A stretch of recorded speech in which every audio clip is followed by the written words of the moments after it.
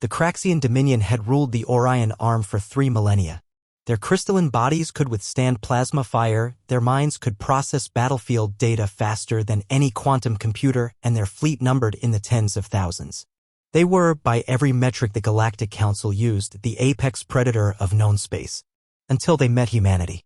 Ambassador Chin stood before the Galactic Council, her weathered face betraying nothing as the Craxian warlord's ultimatum echoed through the chamber. Submit to the Dominion or be eradicated. You have one solar rotation to decide. The other species present, the graceful Etherians, the industrious mechanoids, even the ancient preservers, all lowered their sensory organs in defeat. They had seen what happened to those who resisted the Craxians. Shin simply smiled. We decline. The warlord's crystalline form pulsed with amusement. You dare? Your species has barely achieved faster-than-light travel. You have, what, 36 warships? We have conquered civilizations that span star clusters. Yes, Chun agreed pleasantly. But you've never conquered humans. The laughter that rippled through the council chamber was sharp enough to cut.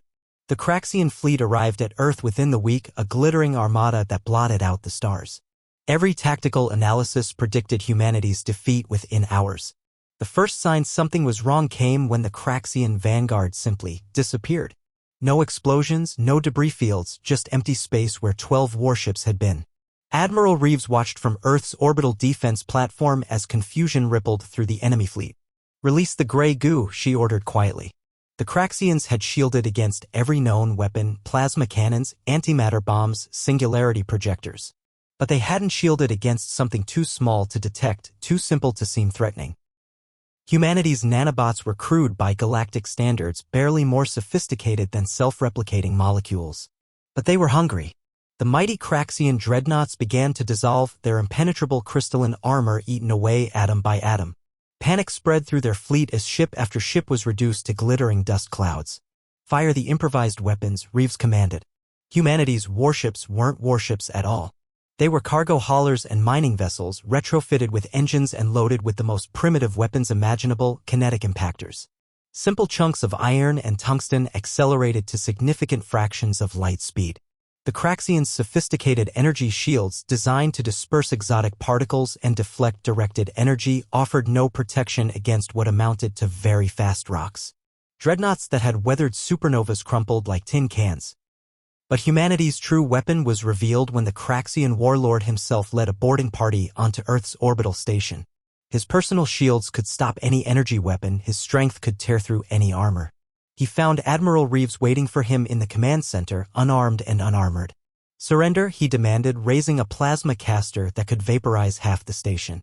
Reeves pulled out a simple projectile weapon, what humans called a shotgun, and pointed it at the deck beneath the warlord's feet. Your shields stop energy weapons, she observed. But they're permeable to slow-moving objects. Otherwise, you couldn't walk on our deck or breathe our air. The warlord's translator struggled with her next words. Ever hear of white phosphorus? The incendiary rounds punched through the deck plating and his shields as if they weren't there. The chemical fire that followed burned at temperatures that made stars seem cold, clinging to his crystalline form with primitive, terrifying efficiency.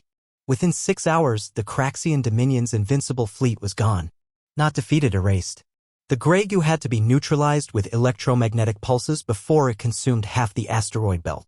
Salvage crews would spend decades collecting crystalline fragments scattered across the solar system. The Galactic Council reconvened a month later, still in shock. Ambassador Chin stood in the same spot, wearing the same patient smile.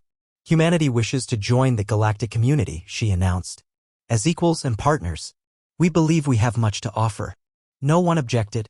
Later, a young Etherian diplomat asked Chin how humanity had won so decisively.